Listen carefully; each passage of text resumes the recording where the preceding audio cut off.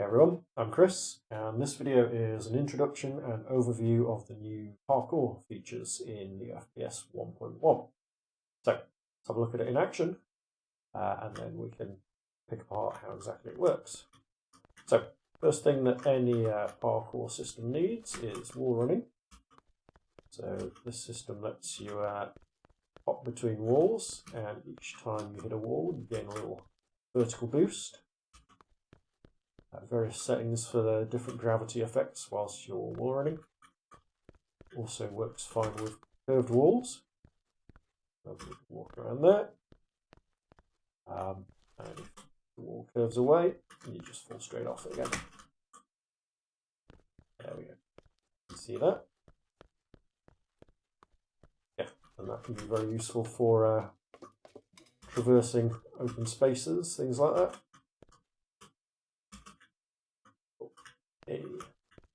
There we go.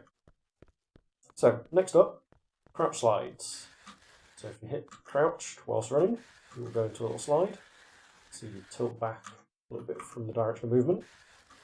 Now this demo is set up to be very exaggerated, so you have very little friction when you're in a crouch slide. In most games you might want to raise that friction up a little bit so that you don't go quite so far. But for example here, if we use this little jump pad and then go into crouch, yeah, we're getting quite a bit of speed and keep that going as we go. Now the jump crouch is actually using what's called a ski state, which is kind of as you would expect from the name. You kind of ski forwards and then you have steering based movements of strafing. And that ski kind of friction means that you can do things like slide jumps and ramps. So yeah, next up we have vertical wall running. So if you want to run straight up a wall, you can just jump before you hit it. There you go. Double jump will take us a little bit further. And I've also added wall slide. So if you press your input into the wall, then you start sliding against it. And you can jump off. Lets you do old school Ninja Gaiden style alleyway hopping. Yeah. Climbing and mantling. So if you glide with a surface face on and push into it, you will climb up it. There you go.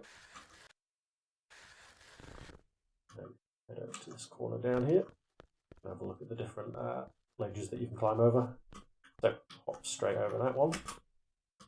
Low one here, you can get over that quite fast. And then as it gets higher, involves more effort to climb up onto it. There you go.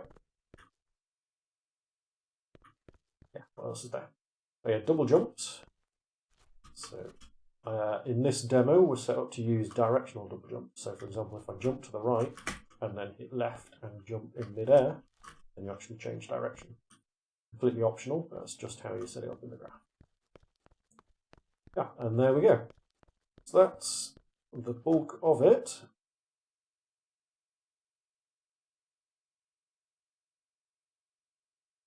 Let's quickly fire up the motion graph editor and grab the parkour motion graph, and then we can see how it's set up.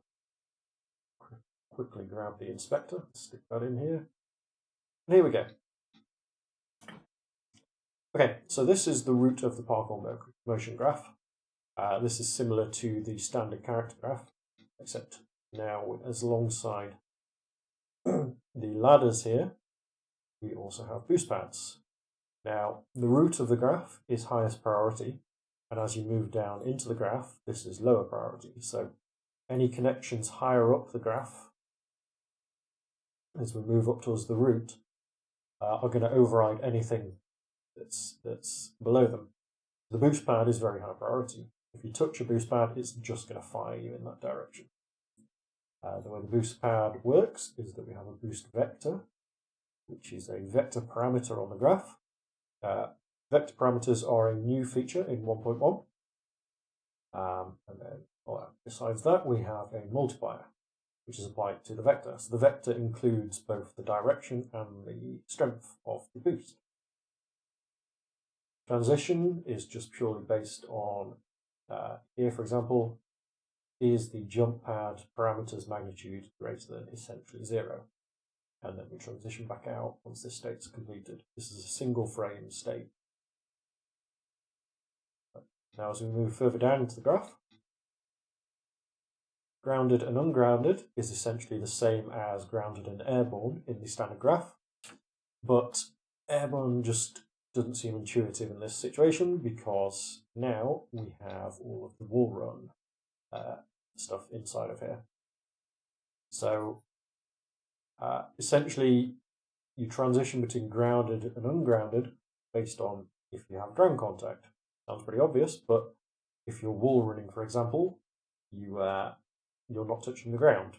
If you were, you would just be running whilst touching a wall, which, not the same thing. So before looking at the wall running, let's head down into grounded and controlled and crouch, and we can check out the crouch slides. So when you enter the grounded and then move down the graph to the controlled state, you come in here and it's going to default to the sprint.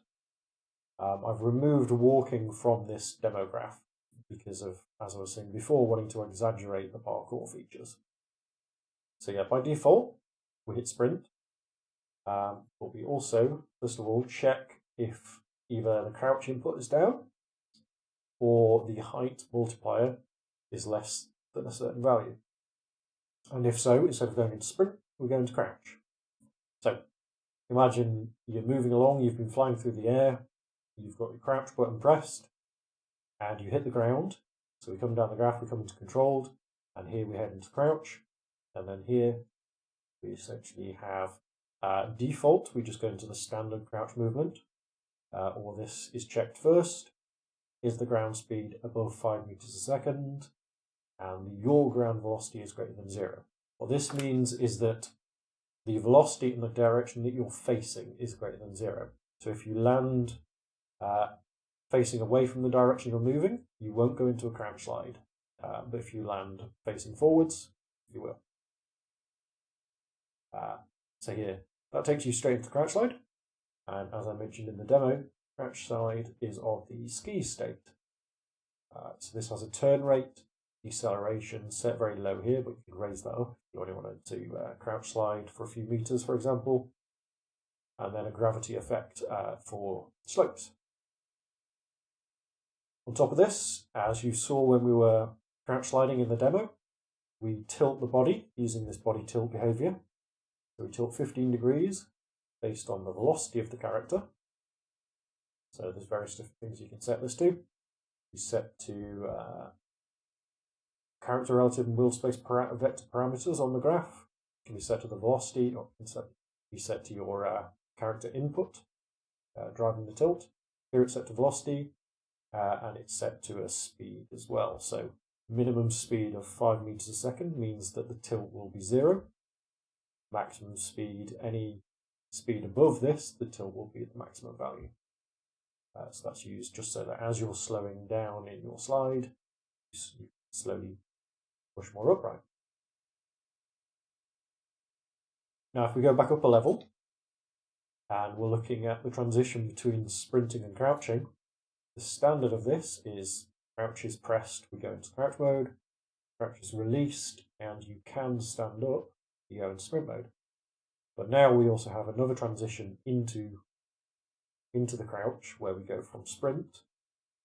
If you press crouch and your speed is above 2 meters a second, you go into this crouch dash, which is another 1 frame state. This one is an impulse. So this impulse is a vector parameter on the graph. So we find that, where is that? Crouch dash vector 003.5. So this is 3.5 meters per second forwards. So this impulse is applied in the frame of reference of the character. So that's wheel direction or self. This mode is additive. This means that it's added on to the character velocity instead of replacing the character velocity. And then ground constrained just means that it's tilted based on the slope that you're on. So what that does is that if you're running along and you hit crouch, you get a little speed boost forwards as you go into the crouch slide. You don't want that to happen when you're landing if you're flying through the air and you hit the ground in crouch mode, because that could be used to gain ridiculous amounts of speed as you're going along, like just hopping along. Instead, if you're already on the ground, you hit crouch, it will fire you forwards just that little bit extra. That's the crouch dash. Now, if we head up here and we head up into ungrounded, we can have a look at the different wall runs. So, standard wall run is just it's just called wall run. The state here I've named it wall run across in this specific instance, and its parameters are the wall normal. This is another vector parameter. There we go. And so a normal is the vector unit length, so 1 meter long, pointing directly out from the wall. And this is the way that wall state knows and understands the surface that it's running on. Besides that, we have the climb and the fall gravity multipliers. So this is used to slow your arc. So we have a separate one when you hit the wall and you're moving upwards. You might want a slightly higher value so that you don't climb ridiculously high up the wall. And then a lower value as you're heading downwards, so that it kind of extends that part of the arc. Vertical boost is a little upward speed boost when you first hit the wall. That is set to 2 meters a second in the demo here. In a lot of cases, you might want this set to 0 because you don't want the character to be able to push themselves up the wall by hopping between them. It's a quite specific feel. And then the behaviors on here, there's a few things going on here. So we've got the body tilt again. Now this time, instead of based on velocity, we use a world space vector, which is set to the wall normal. So this means that we're tilting directly away from the wall. Velocity based means that the tilt amount is based on your speed. So min speed 1 means that if you're 1 meter a second or below, you'll be pointing directly upright. If you're 7.5 meters a second or above, you'll be tilting 15 degrees away from the wall. As we go down, time ups here records the current time every frame to this output, which is wall run time, which is, where is that? There it is. Now this is something that we use just to track how frequently you're on the wall. We'll have a look at that when we look at the conditions going into the wall run. Trigger parameter. Remember, we can double jump as we're playing. So that means that we're not blocking the jump trigger whilst you're airborne like you are in the standard character. So we reset the trigger essentially to prevent the character just jumping straight off when they first hit the wall. Footstep audio. This is the same as is used when you're just walking on the ground. Default for the cast direction is downwards. But here we've got it again set to wheel parameter for the wall normal. And this time wheel parameter inverse, so that just means we flip the vector. So now the vector is pointing into the wall, and that's the way that we test the surface that we're running along. So the footsteps will change their sound based on the wall that we're running on. There, wall normal is the parameter set there. The others are just the same as you would use when running on the ground. We reset the air jump count for the double jump, so I'll look at that in a little bit. It just means that you'll be able to double jump when you jump off a wall.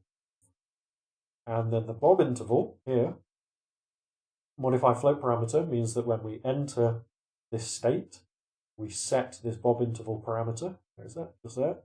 We set it to 3. And when we exit the state, on exit, we set it back to 0. Now the bob interval is used by the head bob and the weapon bob to move your head as your character moves along. We're essentially just enabling head bob as you're running along the wall with a full bob every 3 meters. So yeah, transitioning in and out. This is a bit more involved than the conditions that we've looked at previously. So here essentially what we have is collision flags of the character, the previous frame. So we are excluding below and front and back. So that means that any collisions of the character's capsule in the last frame, if it has a collision below, in front or behind, then this will fail. wall run time is greater than 0.25. If you remember, I was saying here, we're setting the wall run time parameter to the current time every frame. What this condition does, is it? There we go. What this condition does is it compares the current time to that parameter. And it says that we can only enter a wall run if more than 0.25 seconds has passed since we were last wall running. So that prevents you from coming off a wall for a frame and then immediately sticking to it again. Horizontal speed is greater than 5, so we only wall run if we're moving at a certain speed. Vertical velocity is greater than -10, so we don't wall run if we're falling too fast. That's essentially fairly simple if you break it down. We're just saying you wall run if you're hitting on your side only, if you haven't just come off the wall, and if your speed is within a certain set of values. But below that, the final condition that we want to check is this condition group called check sides. This one here is, all of these have to be true. With this condition group here, either of these two have to be true.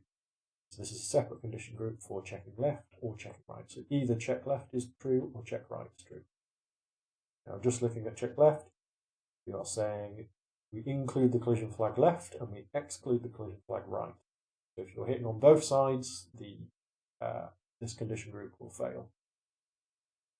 Now, the way these work is similar to the character controller collision flags, but with the additional mask options here. So with the character controller collision flags, if you were to select left, then that would also select the sides option here. Now, what this means is that that will be shared with right. So this set of conditions here would have issues because they would conflict. So by adding these masked ones, which is purely front, back, left, right, we've just got a little more granular control. The final condition to check here when you're checking to one side is this raycast.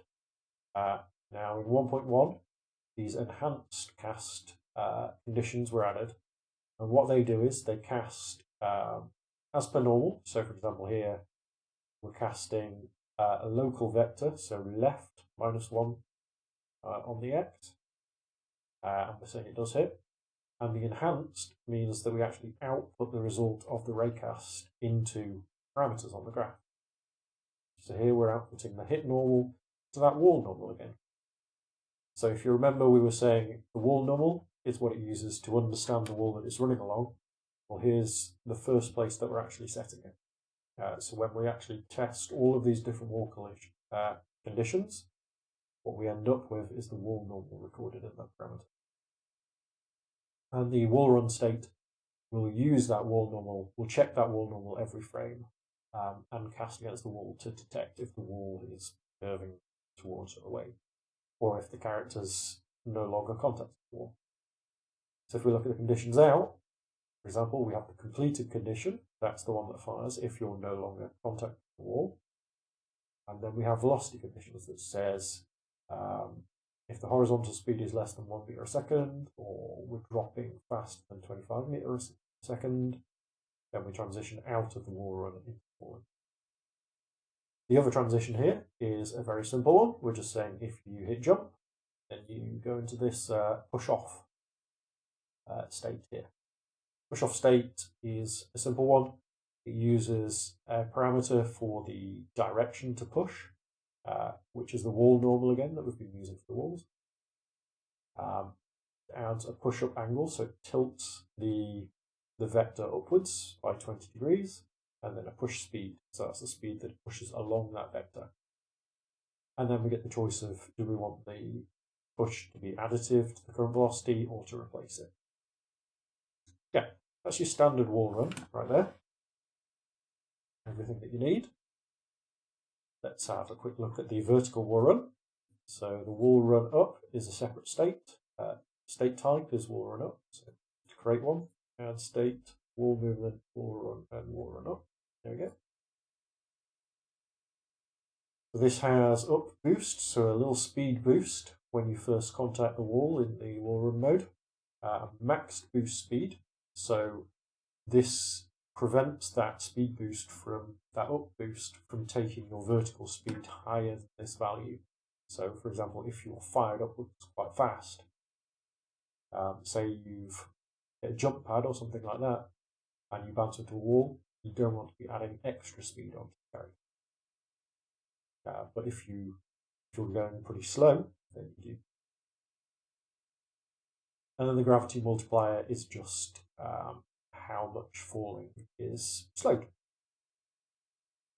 So the wall run up state completes, so we use a completed condition to transition out of it once the vertical speed hits 0. And as soon as you start moving downwards again, the state's essentially completed. Looking at the behaviors on the state, we reset the air jump count, we reset the jump trigger. Again, we add a body tilt, so you tilt away from the wall based on your speed. The wall normal there. And we also add the footstep audio, just as before, just as we did with the normal wall run. So we're using that normal instead of casting downwards. There we go. Yeah, that's the wall run up. Conditions going into it are just saying we're including the front in the collision flags in the last frame. We're saying that you were touching the ground less than 1.5 seconds ago. So if you've been flying through the air for a long period of time, you're not going to wall run up a wall. This is more intended for getting you off the ground as much as anything. Again, how you set up your graph is up to you. This is just how I've set it up in the demo. We test that vertical velocity is greater than 0. As I was saying, once your vertical velocity is below 0, the wall run up state actually completes. So you want to check that first anyway. Next up, we do the raycast against the wall. And we output the wall normal into that wall normal parameter. So we're checking directly forwards. Z is 1, local vector. And yeah, simple as that. Next up, the direction. So we are checking against the wall normal that we just got from here. So that's why we're doing it after the raycast. We are checking our input. So what we're saying is that our input direction is greater than 135 degrees from the wall normal. Now, because the wall normal faces out from the wall, we want to check that we're facing into the wall. So if we're facing directly in, we're 180 degrees between those two. And then finally, we just have a velocity check, which says that either we are moving very slowly horizontally, or we are moving directly into the wall. Similar to the input check up here, direction check. Yeah. And that's how you transition into the wall run up in the demo. Transitioning out of it, we also have a push-off state. So if the jump trigger is set, we push off. If you're completed, so if you start to move downwards, you drop falling.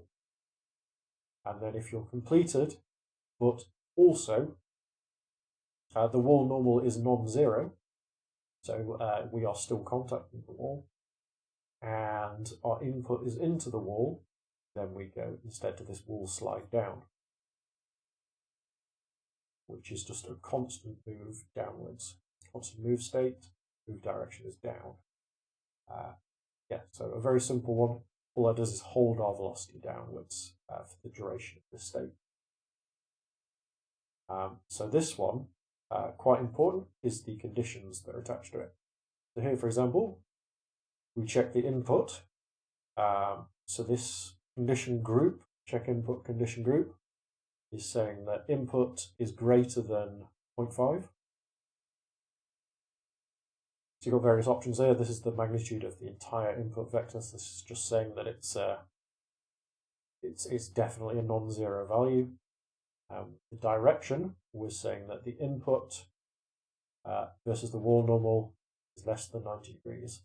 So essentially, this group here just says that we are trying to, our input is pushing us away from the wall.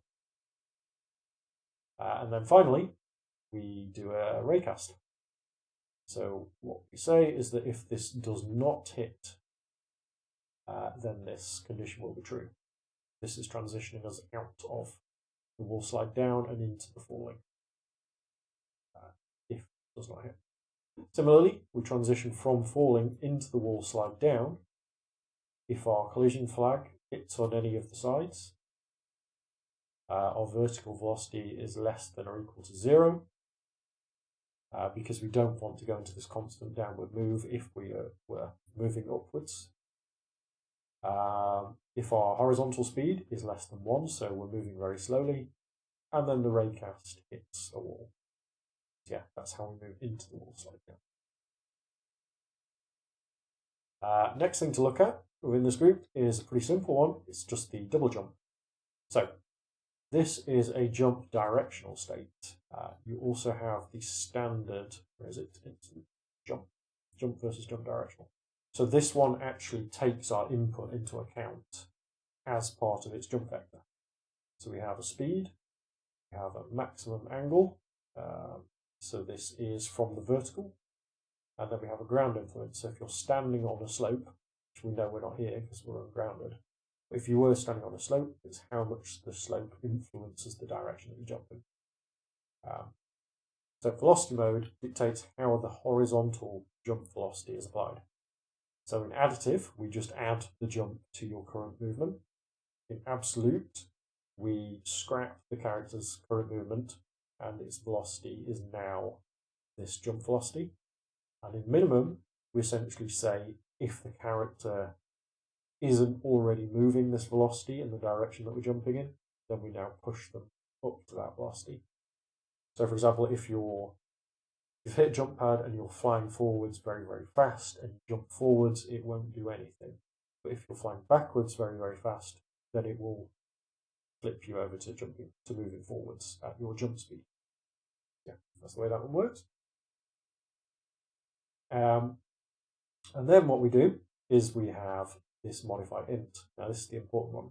So what we're doing here is the air jump count, which is, what's that? That one. When we enter this state, so when we enter the state, we add 1 to it. Now if we look in here, then the transition from falling to jump directional says jump is triggered and air jump count is less than max.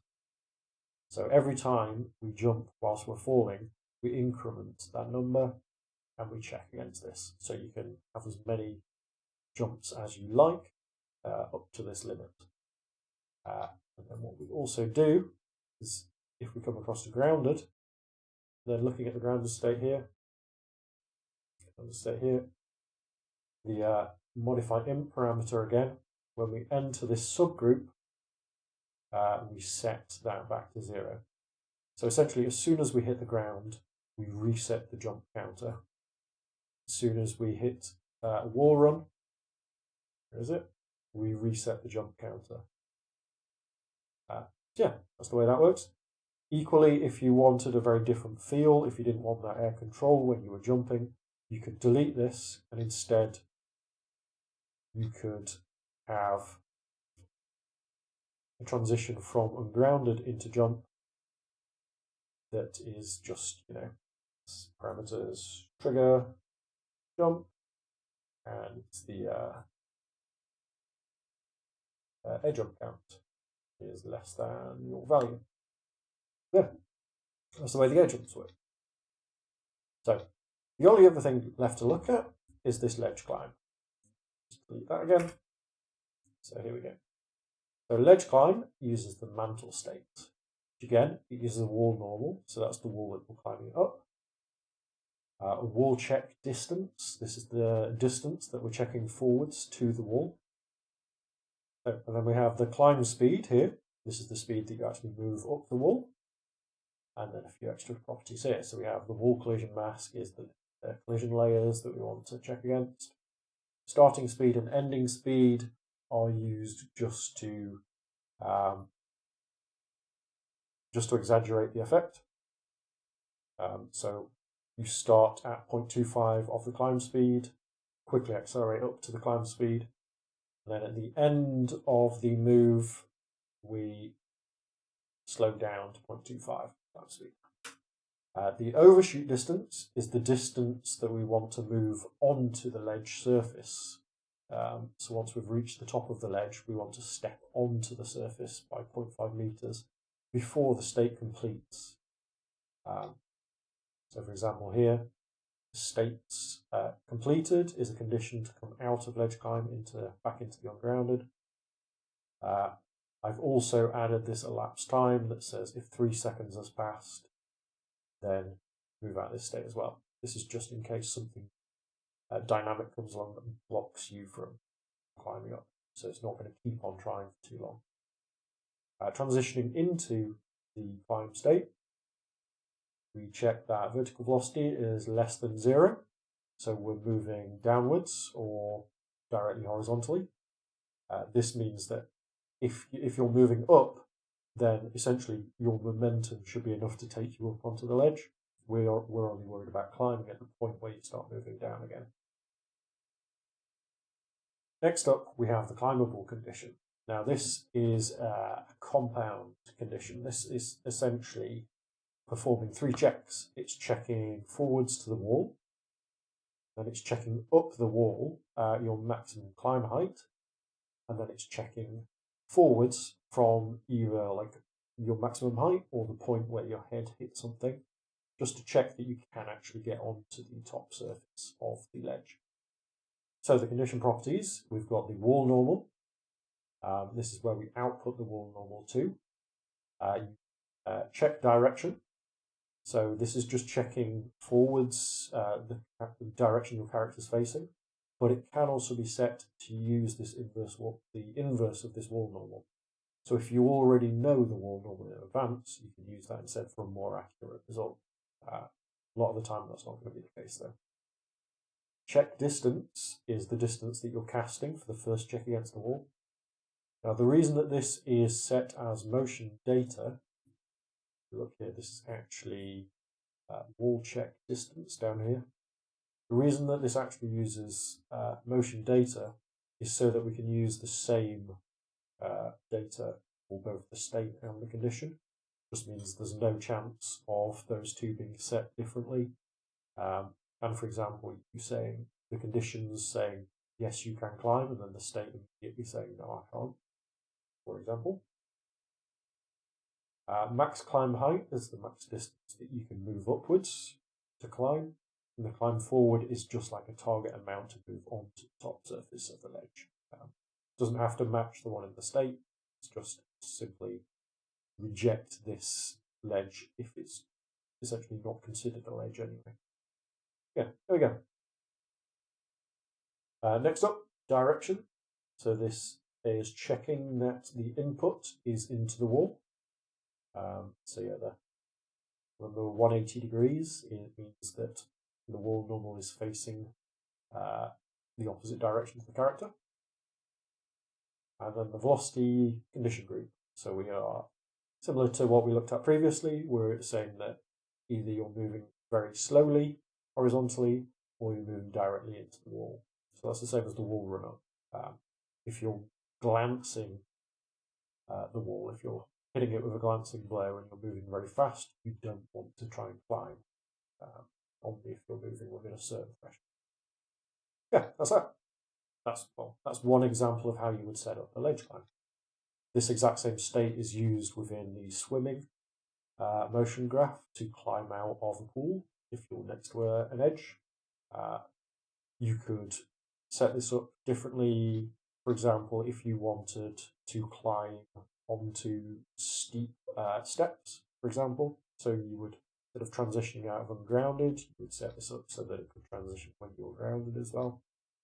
There's loads of different options there. But essentially, this is how it's set up for the demo. So have a play around. If you've got any questions, jump on the Discord, come and say hello, or ask them in the comments below. Hope that was helpful, and enjoy.